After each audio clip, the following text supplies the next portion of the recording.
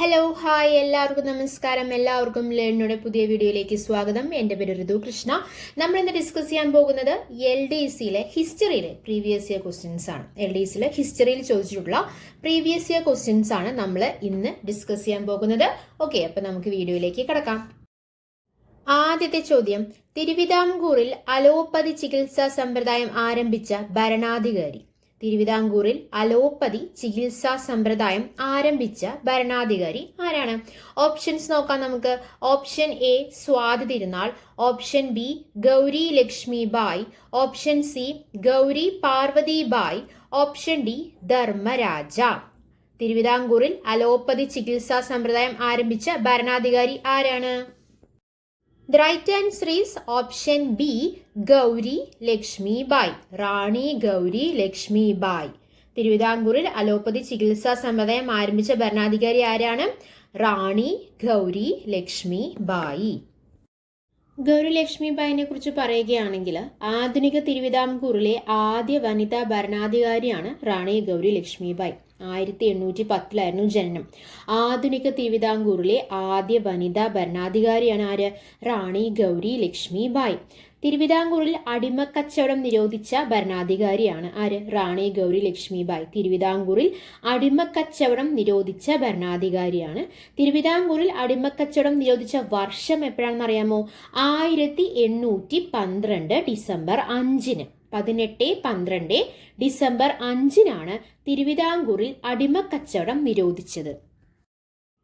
ഉമ്മിണിത്തമ്പിയെ നീക്കം ചെയ്ത് resident colonel മൺറോയെ ദിവാനായി നിയമിച്ച തിരുവിതാംകൂർ ഭരണാധികാരിയാണ് റാണി ഗൗരി ലക്ഷ്മി ബായ്. എന്താണ്? ഉമ്മിണിത്തമ്പിയെ നീക്കം ചെയ്ത് റെസിഡന്റ് കേണൽ മൺറോയെ ദിവാനായി നിയമിച്ച തിരുവിതാംകൂർ ഭരണാധികാരിയാണ് ആര്? റാണി ഗൗരി ലക്ഷ്മി ബായ്. ഏറ്റവും കുറച്ചുകാലം തിരുവിതാംകൂർ ഭരിച്ച ഭരണാധികാരിയാണ് ആര്?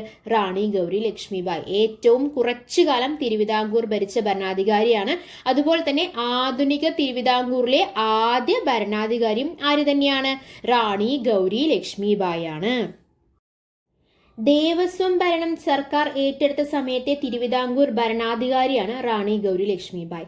തിരുവിതാംകൂറിൽ വാക്സിനേഷനും അലോപ്പതി ചികിത്സാ രീതിയും നടപ്പിലാക്കിയ ഭരണാധികാരി അല്ലെ. വാക്സിനേഷനും അലോപ്പതി ചികിത്സാ രീതിയും നടപ്പിലാക്കിയ ഭരണാധികാരി ആരാണ്? റാണി ഗൗരി ലക്ഷ്മി ബായ് ആണ്. അപ്പൊ എന്താണ് പറഞ്ഞത്? ദേവസ്വം ഭരണം സർക്കാർ ഏറ്റെടുത്ത സമയത്തെ തിരുവിതാംകൂർ ഭരണാധികാരിയും തിരുവിതാംകൂറിൽ വാക്സിനേഷനും അലോപ്പതി ചികിത്സാ രീതിയും നടപ്പിലാക്കിയ ഭരണാധികാരിയും ആര് തന്നെയാണ്? റാണി ഗൗരി ലക്ഷ്മി ബായ് തന്നെയാണ്. തിരുവിതാംകൂറിൽ ജില്ലാ കോടതി, അപ്പീൽ കോടതി എന്നിവ സ്ഥാപിച്ച ഭരണാധികാരിയാണ് റാണി ഗൗരി ലക്ഷ്മി ബായ്. തിരുവിതാംകൂറില് ജില്ലാ കോടതി, അപ്പീൽ കോടതി എന്നിവ സ്ഥാപിച്ച ഭരണാധികാരിയാണ് റാണി ഗൗരി ലക്ഷ്മി ബായ് ആണ്. ജന്മിമാർക്ക് പട്ടയം നൽകുന്ന രീതി ആരംഭിച്ച ഭരണാധികാരിയാണ് റാണി ഗൗരി ലക്ഷ്മി ബായ്. ജന്മിമാർക്ക് പട്ടയം നൽകുന്ന രീതി ആരംഭിച്ച ഭരണാധികാരി ആരാണ്? റാണി ഗൗരി ലക്ഷ്മി ബായ് ആണ്. എല്ലാ കാര്യങ്ങളും ഓർത്തു വെച്ചില്ലെങ്കിലും ഈ ഒരു 5 പോയിന്റ്സ് ഓർത്തു വെക്കുക. ആദ്യ വനിതാ ഭരണാധികാരി അല്ലെ, ആധുനിക തിരുവിതാംകൂറിലെ ആദ്യ വനിതാ ഭരണാധികാരി ആരാണ്? റാണി ഗൗരി ലക്ഷ്മി ബായ് ആണ്. അടിമക്കച്ചവടം അല്ലെ, തിരുവിതാംകൂറിൽ അടിമക്കച്ചവടം നിരോധിച്ച ഭരണാധികാരി ആരാണ്? റാണി ഗൗരി ലക്ഷ്മി ബായ് ആണ്. അതുപോലെ തന്നെ വാക്സിനേഷൻ, തിരുവിതാംകൂറിൽ വാക്സിനേഷനും അലോപ്പതി ചികിത്സാ രീതിയും നടപ്പിലാക്കിയ ഭരണാധികാരി ആരാണ്? റാണി ഗൗരി ലക്ഷ്മി ബായ് ആണ് അല്ലെ. അതുപോലെ തന്നെ എന്താണ്? തിരുവിതാംകൂറിൽ ജില്ലാ കോടതിയും അപ്പീൽ കോടതി എന്നിവ സ്ഥാപിച്ച ഭരണാധികാരി ആരാണ്? റാണി ഗൗരി ലക്ഷ്മി ബായ് ആണ്. ജന്മിമാർക്ക് പട്ടയം നൽകുന്ന രീതി ആരംഭിച്ച ഭരണാധികാരി ആരാണ്? റാണി ഗൗരി ലക്ഷ്മി ബായ് ആണ്. അതുപോലെ തന്നെ എന്താണ്? തിരുവിതാംകൂറിൽ അടിമക്കച്ചവടം നിരോധിച്ച വർഷം എന്നാണ്? 1812 ഡിസംബർ 5. 1812 ഡിസംബർ 5-നാണ് തിരുവിതാംകൂറിൽ അടിമക്കച്ചവടം നിരോധിച്ചത്. രണ്ടാമത്തെ ചോദ്യം, അമേരിക്കൻ കോളനികൾ ഇംഗ്ലണ്ടിൽ നിന്നും സ്വാതന്ത്ര്യം നേടുന്നതിന് കാരണമായ ഉടമ്പടി. അമേരിക്കൻ കോളനികൾ ഇംഗ്ലണ്ടിൽ നിന്നും സ്വാതന്ത്ര്യം നേടുന്നതിന് കാരണമായ ഉടമ്പടി. ഓപ്ഷൻസ് നോക്കാം നമുക്ക്. ഓപ്ഷൻ എ പാരീസ് ഉടമ്പടി, ഓപ്ഷൻ ബി മോസ്കോ ഉടമ്പടി, ഓപ്ഷൻ സി വേഴ്സായ് ഉടമ്പടി, ഓപ്ഷൻ ഡി ബോസ്റ്റൺ ഉടമ്പടി. ഏതാണ് റൈറ്റ് ആൻസർ? അമേരിക്കൻ കോളനികൾ ഇംഗ്ലണ്ടിൽ നിന്നും സ്വാതന്ത്ര്യം നേടുന്നതിന് കാരണമായ ഉടമ്പടി ഏതാണ്? The right answer is option A Paris ഉടമ്പടി. അമേരിക്കൻ കോളനികൾ ഇംഗ്ലണ്ടിൽ നിന്നും സ്വാതന്ത്ര്യം നേടുന്നതിന് കാരണമായ ഉടമ്പടിയാണ് ഇത്? പാരീസ് ഉടമ്പടി. അമേരിക്കൻ സ്വാതന്ത്ര്യ സമരവുമായി ബന്ധപ്പെട്ട് നടന്ന പ്രധാന സംഭവങ്ങളെ കുറിച്ച് പറഞ്ഞിട്ട് വേണം നമുക്ക് പാരീസ് ഉടമ്പടിയിൽ കടക്കാൻ. ഓക്കെ, അമേരിക്കൻ സ്വാതന്ത്ര്യ സമരവുമായി ബന്ധപ്പെട്ട് നടന്ന പ്രധാന സംഭവങ്ങൾ ഏതൊക്കെയാണ്? 1773 ബോസ്റ്റൺ ടീ പാർട്ടി, 1774 ഒന്നാം കോണ്ടിനെന്റൽ കോൺഗ്രസ്, 1775 രണ്ടാം കോണ്ടിനെന്റൽ കോൺഗ്രസ്, 1776 സ്വാതന്ത്ര്യ പ്രഖ്യാപനം നടന്നു, 1783 പാരീസ് ഉടമ്പടി നടന്നത്. 1783 പാരീസ് ഉടമ്പടി നടന്നു. അതുപോലെ തന്നെ 1789 അമേരിക്കൻ ഭരണഘടന നിലവിൽ വന്നു. 1789 അമേരിക്കൻ ഭരണഘടന നിലവിൽ വന്നു. അപ്പം നമ്മൾ എന്താണ് പറഞ്ഞത്? അമേരിക്കൻ സ്വാതന്ത്ര്യ സമരവുമായി ബന്ധപ്പെട്ട് നടന്ന പ്രധാന സംഭവങ്ങൾ ഏതൊക്കെയാണ്? 1773 ബോസ്റ്റൺ ടീ പാർട്ടി, 1774 ഒന്നാം കോണ്ടിനെന്റൽ കോൺഗ്രസ്, 1775 രണ്ടാം കോണ്ടിനെന്റൽ കോൺഗ്രസ്, 1776 സ്വാതന്ത്ര്യ പ്രഖ്യാപനം, 1783 പാരീസ് ഉടമ്പടി, 1783 പാരീസ് ഉടമ്പടി, 1789 അമേരിക്കൻ ഭരണഘടന നിലവിൽ വന്ന വർഷം അല്ലേ. അപ്പോൾ 1773 തൊട്ട് 1789 വരെയുള്ള 6 കാര്യങ്ങളാണ് അമേരിക്കൻ സ്വാതന്ത്ര്യ സമരവുമായി ബന്ധപ്പെട്ട് നടന്ന പ്രധാന സംഭവങ്ങൾ. അതിലൊന്നാണ് പാരീസ് ഉടമ്പടി അല്ലേ. അത് ഏത് വർഷമാണ്? 1783. ഗ്രേറ്റ് ബ്രിട്ടനും യുണൈറ്റഡ് സ്റ്റേറ്റ്സ് ഓഫ് അമേരിക്കയും തമ്മിലുള്ള സമാധാനത്തിന്റെ അന്തിമ ഉടമ്പടിയാണ് ഏത്? പാരീസ് ഉടമ്പടി. 1783 പാരീസ് ഉടമ്പടി സ്വാതന്ത്ര്യ സമരം അവസാനിപ്പിക്കുകയും 13 കോളനികൾക്ക് രാഷ്ട്രീയ സ്വാതന്ത്ര്യം നൽകുകയും ചെയ്തിരുന്നു. അപ്പൊ എന്താണ് പാരീസ് ഉടമ്പടി? ഏത് വർഷമാണ് പാരീസ് ഉടമ്പടി? 1783 അല്ലെ. ഗ്രേറ്റ് ബ്രിട്ടനും യുണൈറ്റഡ് സ്റ്റേറ്റ്സ് ഓഫ് അമേരിക്കയും തമ്മിലുള്ള സമാധാനത്തിന്റെ അന്തിമ ഉടമ്പടിയാണ് ഏത്? പാരീസ് ഉടമ്പടി എന്ന് പറയുന്നത്. വന്ന വർഷം 1783. മൂന്നാമത്തെ ചോദ്യം, ഭഗത് സിംഗിന്റെ സ്മാരകമായ ഭഗത് സിംഗ് ചൗക്ക് സ്ഥിതി ചെയ്യുന്നത് എവിടെയാണ്?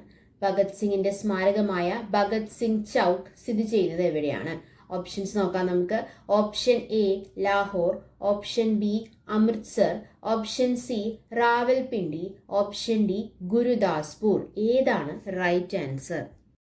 The right answer is option A Lahore. Bhagat സിംഗിന്റെ സ്മാരകമായ ഭഗത് സിംഗ് ചൗക്ക് സ്ഥിതി ചെയ്യുന്നത് എവിടെയാണ്? ലാഹോറിലാണ്. ഭഗത് സിംഗ് ജനിച്ചത് 1907 സെപ്റ്റംബർ 28 ജന്മസ്ഥലം ലായപ്പൂർ. ഇപ്പോൾ പാകിസ്ഥാനിലാണ് ലായപ്പൂർ ഉള്ളത്.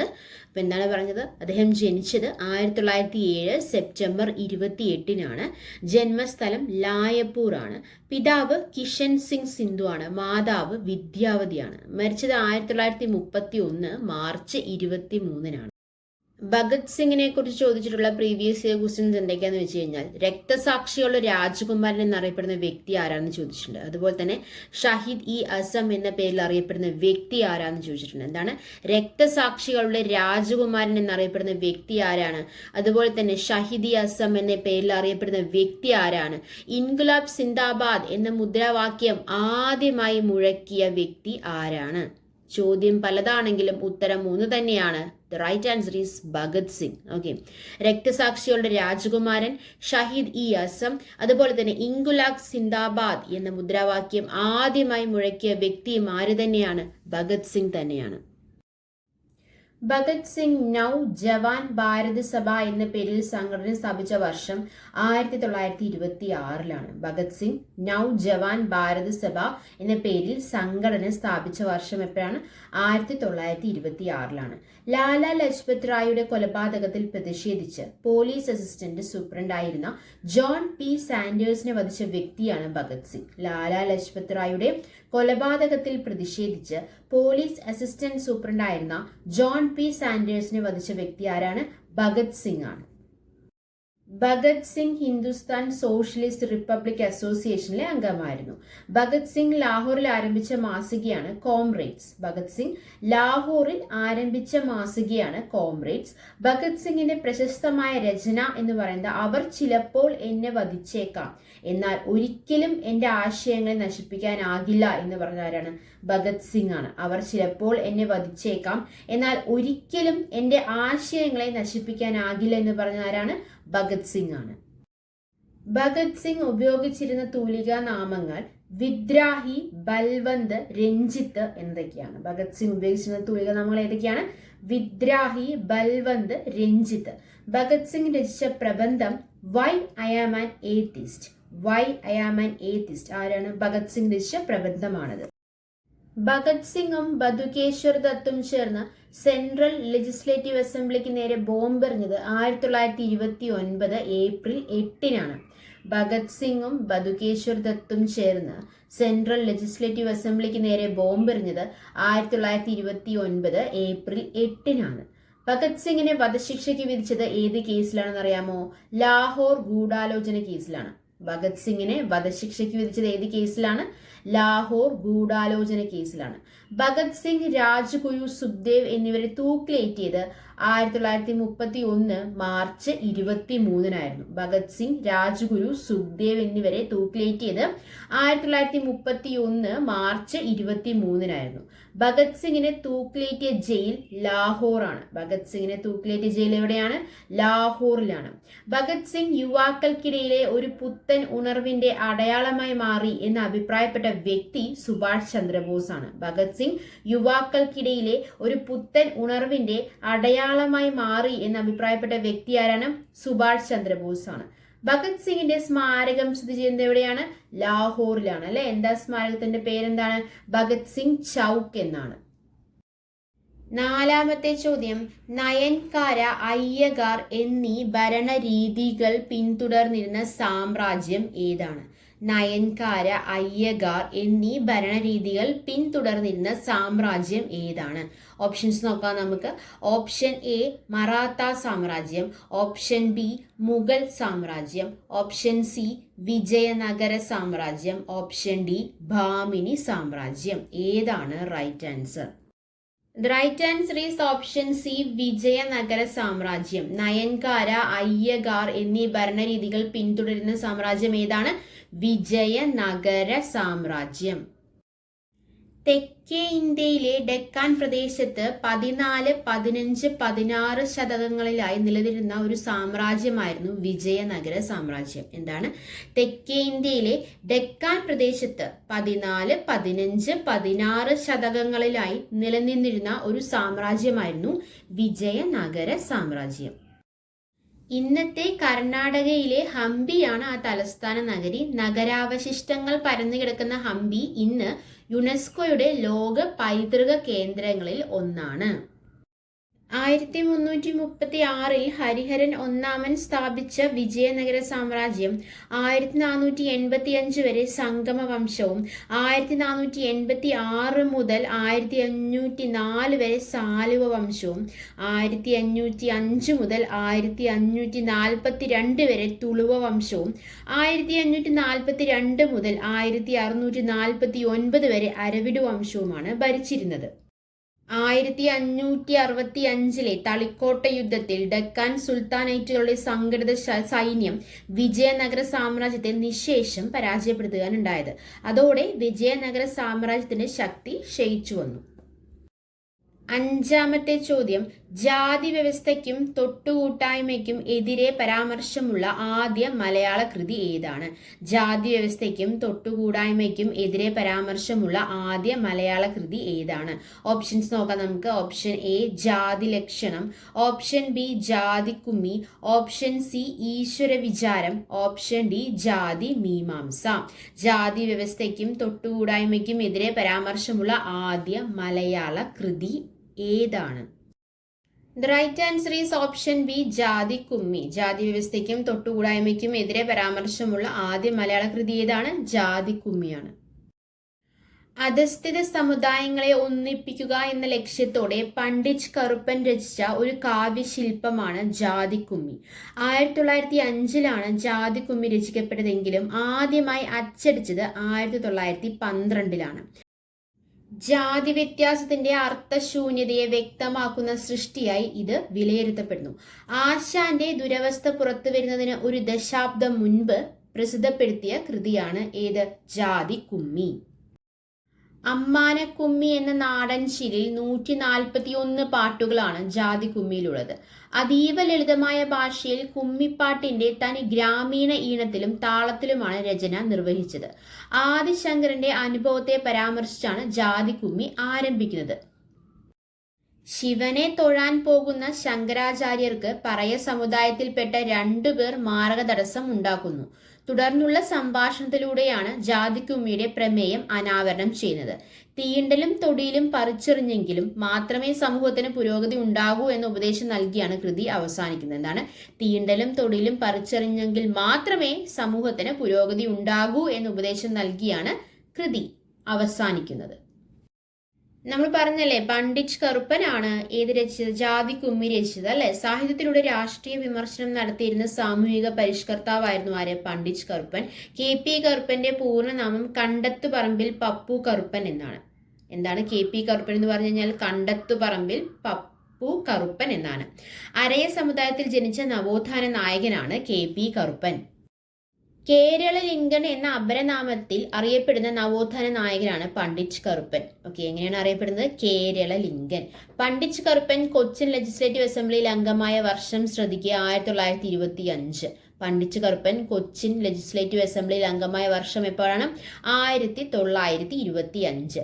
കൊച്ചി രാജ്യത്തിലെ നാട്ടുഭാഷാ സൂപ്രണ്ട് പദവി പണ്ഡിറ്റ് കറുപ്പന് ലഭിച്ച വർഷം 1931. അപ്പൊ 1925ഉം 1931 2 വർഷങ്ങളാണ് നമ്മൾ പറഞ്ഞത്. 1925 എന്താ സംഭവിച്ചത്?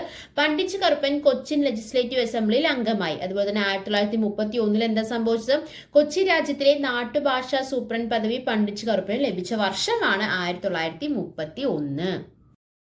പണ്ഡിറ്റ് കറുപ്പനെ വളരെയധികം സ്വാധീനിച്ച സിദ്ധാന്തമാണ് അദ്വൈത സിദ്ധാന്തം എന്ന് പറയുന്നത്. പ്ലൂറസി എന്ന ശ്വാസകോശ രോഗം ബാധിച്ച് അന്തരിച്ച നവോത്ഥാന നായകൻ ആരാണ്? പണ്ഡിറ്റ് കറുപ്പനാണ്. പ്ലൂറസി എന്ന ശ്വാസകോശ രോഗം ബാധിച്ച് അന്തരിച്ച നവോത്ഥാന നായകനാണ് പണ്ഡിറ്റ് കറുപ്പൻ. പണ്ഡിറ്റ് കറുപ്പൻ സ്മാരകം സ്ഥിതി ചെയ്യുന്നത് ചേരാനെല്ലൂരിലാണ്. പണ്ഡിറ്റ് കറുപ്പൻ സ്മാരക ഗ്രാമീണ വായനശാല ചേരാനെല്ലൂരിൽ പ്രവർത്തനം ആരംഭിച്ച വർഷം 1953. പണ്ഡിറ്റ് കറുപ്പന് വിദ്വാൻ പദവി നൽകിയ രാജാവ് കേരളവർമ്മ വലിയ കോയി തമ്പുരാനാണ്. പണ്ഡിറ്റ് കറുപ്പന് വിദ്വാൻ പദവി നൽകിയ രാജാവ് ആരാണ്?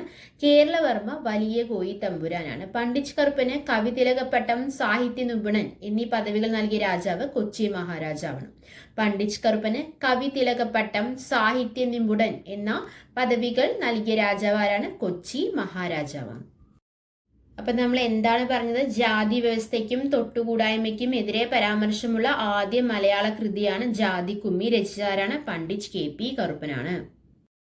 6ാമത്തെ ചോദ്യം, കേരളത്തിലെ രണ്ടാമത്തെ മുഖ്യമന്ത്രി ആരാണ്? ഓപ്ഷൻസ് നോക്കാം നമുക്ക്. Option A R Shankar, option B EMS, option C Pattom Thanupillai, option D C Achutha Menon. കേരളത്തിലെ രണ്ടാമത്തെ മുഖ്യമന്ത്രി ആരാണ്? The right answer is option C പട്ടം താണുപിള്ള. കേരളത്തിലെ രണ്ടാമത്തെ മുഖ്യമന്ത്രി ആരാണ്? പട്ടം താണുപിള്ള. കേരളത്തിലെ പ്രഗത്ഭനായ ഒരു രാഷ്ട്രീയ നേതാവും തിരുവിതാംകൂർ പ്രധാനമന്ത്രി, തിരുക്കൊച്ചിയുടെയും ഐക്യ കേരളത്തിന്റെയും മുഖ്യമന്ത്രി, പഞ്ചാബിന്റെയും ആന്ധ്രാപ്രദേശിന്റെയും ഗവർണർ തുടങ്ങി നിരവധി പദവികൾ വഹിച്ച വ്യക്തിയായിരുന്നു പട്ടം താണുപിള്ള. 1885 ജൂലൈ 15-നാണ് കേട്ടോ. ഭരതരായന്റെയും ഈശ്വരി അമ്മയുടെയും മകനായി തിരുവനന്തപുരത്തെ പട്ടത്ത് ജനിച്ച അദ്ദേഹം 19ാം നൂറ്റാണ്ടിൽ ജനിച്ച ഏക കേരള മുഖ്യമന്ത്രി ആയിരുന്നു. അപ്പൊ 19ാം നൂറ്റാണ്ടിൽ ജനിച്ച ഏക കേരള മുഖ്യമന്ത്രിയും ആര് തന്നെയാണ്? പട്ടം താണുപിള്ള തന്നെയാണ്. അദ്ദേഹത്തിന്റെ ശരിയായ പേര് A താണുപിള്ള എന്നായിരുന്നെങ്കിലും പട്ടം എന്നാണ് അദ്ദേഹം ജനങ്ങളുടെ ഇടയിൽ അറിയപ്പെട്ടത്. തിരുവനന്തപുരത്ത് മഹാരാജാസ് സ്കൂളിലും കോളേജിലും പഠിച്ച ബിരുദം നേടിയ അദ്ദേഹം സർക്കാർ ഓഫീസിൽ ഗുമസ്തനായി ജോലിയിൽ പ്രവേശിച്ചെങ്കിലും കുറെ കാലം അധ്യാപകനായും ജോലി ചെയ്തിട്ടുണ്ട്. തനിക്ക് ന്യായമായി ലഭിക്കേണ്ട അവകാശം നിഷേധിച്ചതിൽ പ്രതിഷേധിച്ച് ജോലി രാജിവെച്ച് നിയമപഠനം ആരംഭിച്ച വ്യക്തിയാണ് പട്ടം താണുപിള്ള. തിരുവനന്തപുരം ലോ കോളേജിൽ നിന്നും BL ജയിച്ച അദ്ദേഹം അഭിഭാഷക വൃത്തിയിൽ പ്രവേശിക്കുകയും ആ രംഗത്ത് വളരെ പ്രശസ്തി നേടുകയും ചെയ്തു. അതോടൊപ്പം പൊതുപ്രവർത്തനങ്ങളിലും പങ്കെടുത്തു. 1928 തിരുവിതാംകൂർ നിയമസഭയിൽ അംഗമായി തെരഞ്ഞെടുക്കപ്പെട്ടു. 1948 മാർച്ച് 24 രൂപവൽക്കരിച്ച തിരുവിതാംകൂറിലെ ആദ്യത്തെ തെരഞ്ഞെടുക്കപ്പെട്ട സർക്കാരിൽ പട്ടം മുഖ്യമന്ത്രിയായി. എങ്കിലും സംസ്ഥാന കോൺഗ്രസ് പാർട്ടിയിലെ ഉൾപിണക്കങ്ങൾ കാരണം പട്ടം 1948 ഒക്ടോബർ 17 അദ്ദേഹം രാജിവെച്ചു. 1949 ജൂലൈ 1 തിരുവിതാംകൂറും കൊച്ചി രാജ്യവും ഒന്നിച്ച് തിരുക്കൊച്ചി സംസ്ഥാനം രൂപവൽക്കരിച്ചു. ഈ കാലയളവിൽ പട്ടം കോൺഗ്രസ് വിട്ട് പ്രജാ സോഷ്യലിസ്റ്റ് പാർട്ടിയിൽ ചേർന്നു. രണ്ടാമത്തെ തിരുക്കൊച്ചി തെരഞ്ഞെടുപ്പിന് ശേഷം അദ്ദേഹം തിരുക്കൊച്ചി സംസ്ഥാനത്തിന്റെ മുഖ്യമന്ത്രിയായി തെരഞ്ഞെടുക്കപ്പെട്ടു. 1954 മാർച്ച് 3 മുതൽ 1955 ഫെബ്രുവരി 2 വരെ അദ്ദേഹം ഒരു കൂട്ടുകക്ഷി സർക്കാരിനെ നയിച്ചു. കേരള സംസ്ഥാനം 1956 നവംബർ 1 രൂപീകൃതമാവുകയും സംസ്ഥാനം രാഷ്ട്രപതി ഭരണത്തിൽ കീഴിലാവുകയും ചെയ്തു. കേരള ജനത എന്ന പത്രത്തിന്റെ സ്ഥാപകനും ആദ്യത്തെ ചീഫ് എഡിറ്ററും പട്ടം താണുപിള്ളയായിരുന്നു. ഏഴാമത്തെ ചോദ്യം, പ്രവർത്തിക്കുക അല്ലെങ്കിൽ മരിക്കുക എന്ന മുദ്രാവാക്യം ഗാന്ധിജി ഏത് പ്രക്ഷോഭവുമായി ബന്ധപ്പെട്ട് നൽകിയതാണ്?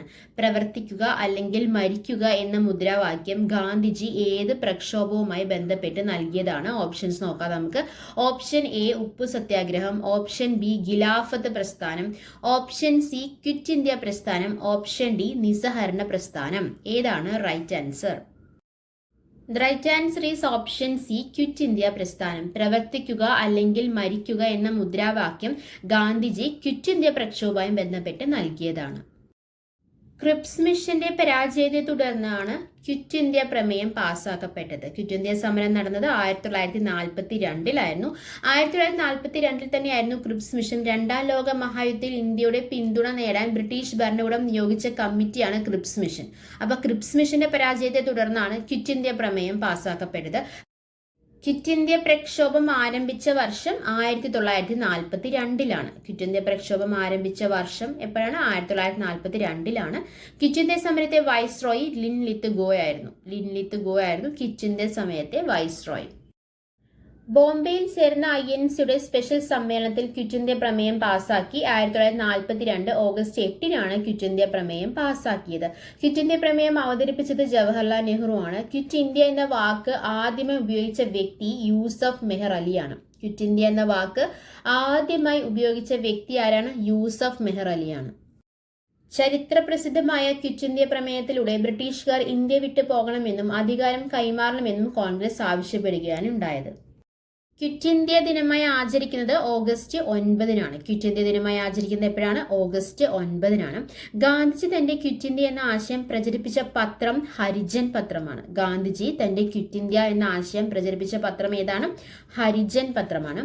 ക്വിറ്റ് ഇന്ത്യ സമരവുമായി ബന്ധപ്പെട്ട് ഗാന്ധിജി അറസ്റ്റിലായ ദിവസം 1942 ഓഗസ്റ്റ് 9 പക്ഷെ PSCയുടെ ഉത്തരം 1942 ഓഗസ്റ്റ് 8 ഒന്ന് ശ്രദ്ധിക്കുക കേട്ടോ. ക്വിറ്റ് ഇന്ത്യ സമരവുമായി ബന്ധപ്പെട്ട് ഗാന്ധിജി അറസ്റ്റിലായ ദിവസം 1942 ഓഗസ്റ്റ് 9 PSCയുടെ ഉത്തരം 1942 ഓഗസ്റ്റ് 8 ഇന്ത്യൻ സ്വാതന്ത്ര്യ സമര ചരിത്രത്തിലെ അവസാനത്തെ ബഹുജന മുന്നേറ്റമായിട്ടാണ് ക്വിറ്റ് ഇന്ത്യ പ്രക്ഷോഭത്തെ കണക്കാക്കപ്പെടുന്നത്. എട്ടാമത്തെ ചോദ്യം, ഗാന്ധിജിയുടെ രാഷ്ട്രീയ ഗുരു. Option A Balagangadhara Tilak, option B Gopalakrishna Gokhale, option C Bipin Chandrapal, option D Subhash Chandrabose. ഗാന്ധിജിയുടെ രാഷ്ട്രീയ ഗുരു ആരാണ്? The right answer is option B Gopalakrishna Gokhale. ഗാന്ധിജിയുടെ രാഷ്ട്രീയ ഗുരു ആരാണ്? ഗോപാലകൃഷ്ണ ഗോഖലെ. മഹാരാഷ്ട്ര സോക്രട്ടീസ് എന്നറിയപ്പെടുന്ന വ്യക്തിയാണ് ഗോപാലകൃഷ്ണ ഗോഖലെ. അതുപോലെ തന്നെ ഇന്ത്യൻ നാഷണൽ കോൺഗ്രസിൽ മിതവാദികളുടെ നേതാവായിരുന്ന വ്യക്തിയും ആര് തന്നെയാണ്? ഗോപാലകൃഷ്ണ ഗോഖലെയാണ്. ഗാന്ധിജിയുടെ രാഷ്ട്രീയ ഗുരുവാണ് ഗോപാലകൃഷ്ണ ഗോഖലെ. മുഹമ്മദ് അലി ജിന്നയുടെ മാർഗദർശിയും ആര് തന്നെയാണ്? ഗോപാലകൃഷ്ണ ഗോഖലെയാണ്. അപ്പൊ എന്താണ് പറഞ്ഞത്? മഹാരാഷ്ട്ര സോക്രട്ടീസ് എന്നറിയപ്പെടുന്ന വ്യക്തി, ഇന്ത്യൻ നാഷണൽ കോൺഗ്രസിൽ മിതവാദികളുടെ നേതാവായിരുന്ന വ്യക്തി, ഗാന്ധിജിയുടെ രാഷ്ട്രീയ ഗുരു, മുഹമ്മദ് അലി ജിന്നയുടെ ചോദ്യങ്ങൾ പലതാണെങ്കിലും ഉത്തരം ഒന്ന് തന്നെയാണ്, ഗോപാലകൃഷ്ണ ഗോഖലെ. വേഷപ്രച്ഛന്നനായ രാജ്യദ്രോഹി എന്ന് ഗോഖലെ വിശേഷിപ്പിച്ചത് ബ്രിട്ടീഷുകാരാണ്. വേഷപ്രച്ഛന്നനായ രാജ്യദ്രോഹി എന്ന് ഗോഖലെയെ വിശേഷിപ്പിച്ചത് ബ്രിട്ടീഷുകാരാണ്. ഗോഖലെയെ പുണ്യനദിയായ ഗംഗയോട് ഉപമിച്ചത് ഗാന്ധിജിയാണ്. ഗോഖലെയെ പുണ്യനദിയായ ഗംഗയോട് ഉപമിച്ചത് ആരാണ്? ഗാന്ധിജിയാണ്. അസാധാരണ മനുഷ്യൻ എന്ന് ഗോഖലെ വിശേഷിപ്പിച്ചത് കേഴ്സൺ പ്രഭുവാണ്. ബ്രിട്ടീഷ് ഇന്ത്യയിലെ ഔറംഗസേബ് എന്ന് കേഴ്സൺ പ്രഭുവിനെ വിശേഷിപ്പിച്ചത് ഗോഖലെയാണ്. അപ്പൊ അസാധാരണ മനുഷ്യൻ എന്ന് ഗോഖലെ വിശേഷിപ്പിച്ചത് കേഴ്സൺ പ്രഭുവാണ്.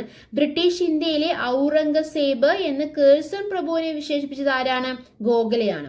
ഇന്ത്യയുടെ വജ്രം, മഹാരാഷ്ട്ര രത്നം, അധ്വാനിക്കുന്നവരുടെ രാജകുമാരൻ എന്നിങ്ങനെ ഗോഖലെ വിശേഷിപ്പിച്ച വ്യക്തിയാണ് ബാലഗംഗാധര തിലകൻ. ഇന്ത്യയുടെ വജ്രം, മഹാരാഷ്ട്ര രത്നം, അധ്വാനിക്കുന്നവരുടെ രാജകുമാരൻ എന്നിങ്ങനെ ഗോഖലെ വിശേഷിപ്പിച്ച വ്യക്തി ആരാണ്? ബാലഗംഗാധര തിലകനാണ്. സെർവന്റ് ഓഫ് ഇന്ത്യ സൊസൈറ്റി സ്ഥാപിച്ച വ്യക്തി ഗോപാലകൃഷ്ണ ഗോഖലെയാണ്. ഒരു പ്രീവിയസ് ഇയർ ക്വസ്റ്റ്യൻ ആണ് കേട്ടോ. സെർവന്റ് ഓഫ് ഇന്ത്യ സൊസൈറ്റി സ്ഥാപിച്ച വ്യക്തി ആരാണെന്ന് ചോദിച്ചിട്ടുണ്ട്. ഗോപാലകൃഷ്ണ ഗോഖലെയാണ്. ഗോപാലകൃഷ്ണ ഗോഖലെ ഇന്ത്യൻ നാഷണൽ കോൺഗ്രസിൽ അംഗമായ വർഷം 1889 Gokhale Indian national Congress president തെരഞ്ഞെടുക്കപ്പെട്ട വർഷം 1905 okay Gokhale Indian national Congress president തെരഞ്ഞെടുക്കപ്പെട്ട വർഷം എപ്പോഴാണ്? 1905 അപ്പൊ ഗോപാലകൃഷ്ണ ഗോഖലെ പൂനെ ആസ്ഥാനമായി സെർവന്റ് ഓഫ് ഇന്ത്യ സൊസൈറ്റി സ്ഥാപിച്ച വർഷവും 1905 തന്നെയാണ്. സെർവന്റ് ഓഫ് ഇന്ത്യ സൊസൈറ്റി സ്ഥാപിച്ച വ്യക്തി ഗോപാലകൃഷ്ണ ഗോഖലെ നമ്മൾ പറഞ്ഞു. സ്ഥാപിച്ച വർഷം 1905 തന്നെയാണ്. അന്ന് തന്നെയാണ്, ആ വർഷത്തിൽ തന്നെയാണ് ഗോഖലെ ഇന്ത്യൻ നാഷണൽ കോൺഗ്രസ് പ്രസിഡന്റായി തെരഞ്ഞെടുക്കപ്പെട്ടത്. ഗോപാലകൃഷ്ണ ഗോഖലെ ആരംഭിച്ച പത്രങ്ങളാണ് ദ നേഷൻ, ജ്ഞാനപ്രകാശ് തുടങ്ങിയവ. ഗോഖലെ ആരംഭിച്ച ഇംഗ്ലീഷ് പത്രമാണ് ഹിതവാദ. ഗോപാലകൃഷ്ണ ഗോഖലെയുടെ ഗുരുവാണ് MG റാനഡെ. അപ്പൊ ഗാന്ധിജിയുടെ രാഷ്ട്രീയ ഗുരുവാണ് ഗോപാലകൃഷ്ണ ഗോഖലെ എന്ന് പറഞ്ഞു. ഗോപാലകൃഷ്ണ ഗോഖലെയുടെ ഗുരു ആരാണ്? MG റാനഡെയാണ്. ഗോഖലെയെ പുണ്യനദിയായ ഗംഗയോട് ഉപമിച്ചത് ആര് തന്നെയാണ്? ഗാന്ധിജി തന്നെയാണ്. മറക്കരുത് കേട്ടോ. ഗോഖലെയെ പുണ്യനദിയായ ഗംഗയോട് ഉപമിച്ചത് ആരാണ്? ഗാന്ധിജിയാണ്. ഗാന്ധിജിയുടെ രാഷ്ട്രീയ ഗുരു ആരാണ്? ഗോപാലകൃഷ്ണ ഗോഖലെയാണ്. ഗോപാലകൃഷ്ണ ഗോഖലെയുടെ ഗുരു ആരാണ്? MG റാനഡെയാണ്. ക്ഷീണഹൃദയനായ മിതവാദി എന്ന് ഗോഖലെ വിശേഷിപ്പിച്ച വ്യക്തി ബാലഗംഗാധര തിലകാണ്. അപ്പൊ ബാലഗംഗാധര തിലക് ഗോപാലകൃഷ്ണ ഗോഖലെ പല വിശേഷങ്ങൾ കൊടുത്തിട്ടുണ്ട് അല്ലെ. ഇന്ത്യയുടെ വജ്രം എന്ന് പറഞ്ഞിട്ടുണ്ട്, മഹാരാഷ്ട്ര രത്നം എന്ന് പറഞ്ഞിട്ടുണ്ട്, അധ്വാനിക്കുന്നവരെ രാജകുമാരൻ എന്ന് പറഞ്ഞിട്ടുണ്ട്. അതുപോലെ തന്നെ ക്ഷീണഹൃദയനായ മിതവാദി എന്നും ഗോപാലകൃഷ്ണ ഗോഖലെ വിശേഷിപ്പിച്ചിട്ടുണ്ട്. ആരാണ് വിശേഷിപ്പിച്ചത്? ബാലഗംഗാധര തിലകൻ. 9ാമത്തെ ചോദ്യം, സാരെ ജഹാംസെ അച്ച രചിച്ചത് ആരാണ്? സാരെ ജഹാംസെ അച്ച രചിച്ചത് ആരാണ്? ഓപ്ഷൻസ് നോക്കാം നമുക്ക്. Option A Rahmat Ali, option B Rabindranath Tagore, option C Bankim Chandra Chatterjee, option D Muhammad Iqbal. Saare Jahan se Achha രചിച്ചത് ആരാണ്? The right answer is option D Muhammad Iqbal. Saare Jahan se Achha രചിച്ചത് മുഹമ്മദ് ഇക്ബാൽ. ബ്രിട്ടീഷ് ഇന്ത്യയിൽ ജീവിച്ചിരുന്ന പ്രശസ്തനായ ഉറുദു പേർഷ്യൻ സൂഫി കവിയും ഇസ്ലാമിക ചിന്തകനും രാഷ്ട്രീയ നേതാവുമായിരുന്നു അല്ലാമ മുഹമ്മദ് ഇക്ബാൽ. പാകിസ്ഥാൻ രൂപീകരണം എന്ന ആശയത്തിന്റെ പിന്നിലെ പ്രധാനികളിൽ ഒരാളുമാണ്. പാകിസ്ഥാൻ രൂപീകരണം എന്ന ആശയത്തിന്റെ പിന്നിലെ പ്രധാനികളിൽ ഒരാളുമാണ് അദ്ദേഹം. ഉറുദുവിൽ രചിച്ച സാരെ ജഹാംസെ അച്ച ഇന്ത്യയിൽ ഇന്നും പ്രശസ്തമായ ഒരു ദേശഭക്തി ഗാനമാണ്. ഓക്കെ, അപ്പൊ എന്താണ് പറഞ്ഞത്? ബ്രിട്ടീഷ് ഇന്ത്യയിൽ ജീവിച്ചിരുന്ന പ്രശസ്തനായ ഉറുദു പേർഷ്യൻ സൂഫി കവിയും ഇസ്ലാമിക ചിന്തകനും രാഷ്ട്രീയ നേതാവുമായിരുന്നു മുഹമ്മദ് ഇക്ബാൽ. പാകിസ്ഥാൻ രൂപീകരണം എന്ന ആശയത്തിന്റെ പിന്നിലെ പ്രധാനികളിൽ ഒരാളുമാണ് ഇദ്ദേഹം. ഉറുദുവിൽ രചിച്ച സാരെ ജഹാംസെ അച്ച ഇന്ത്യയിൽ ഇന്നും പ്രശസ്തമായ ഒരു ദേശഭക്തി ഗാനമാണ്.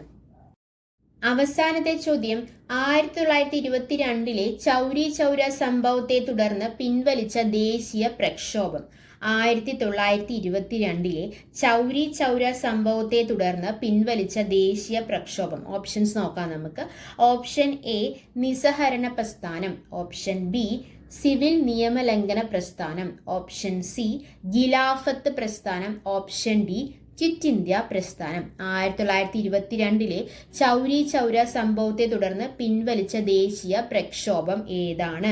നിസ്സഹരണ പ്രസ്ഥാനമാണോ, സിവിൽ നിയമലംഘന പ്രസ്ഥാനമാണോ, ഖിലാഫത്ത് പ്രസ്ഥാനമാണോ, അതോ ക്വിറ്റ് ഇന്ത്യ പ്രസ്ഥാനമാണോ? ഏതാണ് right answer? The right answer is option A നിസ്സഹരണ പ്രസ്ഥാനം. 1922 ചൗരി ചൗര സംഭവത്തെ തുടർന്ന് പിൻവലിച്ച ദേശീയ പ്രക്ഷോഭമാണ് നിസ്സഹരണ പ്രസ്ഥാനം. 1920 1920 കേട്ടോ. കൊൽക്കത്തയിൽ ചേർന്ന ഇന്ത്യൻ നാഷണൽ കോൺഗ്രസിന്റെ പ്രത്യേക സമ്മേളനത്തിൽ നിസ്സഹകരണ പ്രസ്ഥാന പ്രമേയം അവതരിപ്പിച്ചത് ആരാണെന്ന് അറിയാമോ? ഗാന്ധിജിയാണ്. എന്താണ്? 1920 കൊൽക്കത്തയിൽ ചേർന്ന ഇന്ത്യൻ നാഷണൽ കോൺഗ്രസിന്റെ പ്രത്യേക സമ്മേളനത്തിൽ നിസ്സഹകരണ പ്രസ്ഥാന പ്രമേയം അവതരിപ്പിച്ചത് ഗാന്ധിജിയാണ്. 1920 കൊൽക്കത്ത സമ്മേളനത്തിന്റെ അധ്യക്ഷനാരെന്ന് അറിയാമോ? ലാലാ ലജ്പത് റായ് ആണ്. 1920 കൊൽക്കത്ത സമ്മേളനത്തിന്റെ അധ്യക്ഷനാരാണ്? ലാലാ ലജ്പത് റായ് ആണ്. ഗാന്ധിജിയുടെ നേതൃത്വത്തിൽ ഇന്ത്യയിൽ നടന്ന ആദ്യത്തെ ബഹുജന പ്രക്ഷോഭമാണ് നിസ്സഹകരണ പ്രസ്ഥാനം. ഗാന്ധിജിയുടെ നേതൃത്വത്തിൽ ഇന്ത്യയിൽ നടന്ന ആദ്യത്തെ ബഹുജന പ്രക്ഷോഭം ഏതാണ്? നിസ്സഹകരണ പ്രസ്ഥാനമാണ്. ഓക്കെ, അപ്പം നമ്മൾ LDCയിലെ ഹിസ്റ്ററിയിൽ ചോദിച്ചിട്ടുള്ള പ്രീവിയസ് ഇയർ ക്വസ്റ്റ്യൻസ് ആണ് നമ്മൾ ഡിസ്കസ് ചെയ്ത് 10 ക്വസ്റ്റ്യൻസും അതിലേറെ പോയിന്റ്സും നമ്മൾ പറഞ്ഞു. എല്ലാ കാര്യങ്ങളും നിങ്ങൾക്ക് വളരെ വ്യക്തമായി മനസ്സിലായെന്ന് പ്രതീക്ഷിക്കുന്നു. മനസ്സിലായിട്ടുണ്ടെങ്കിൽ നമ്മൾ ലേൺ എന്നുള്ള ചാനൽ സബ്സ്ക്രൈബ് ചെയ്യുക, സപ്പോർട്ട് ചെയ്യുക. Thanks for your time. By.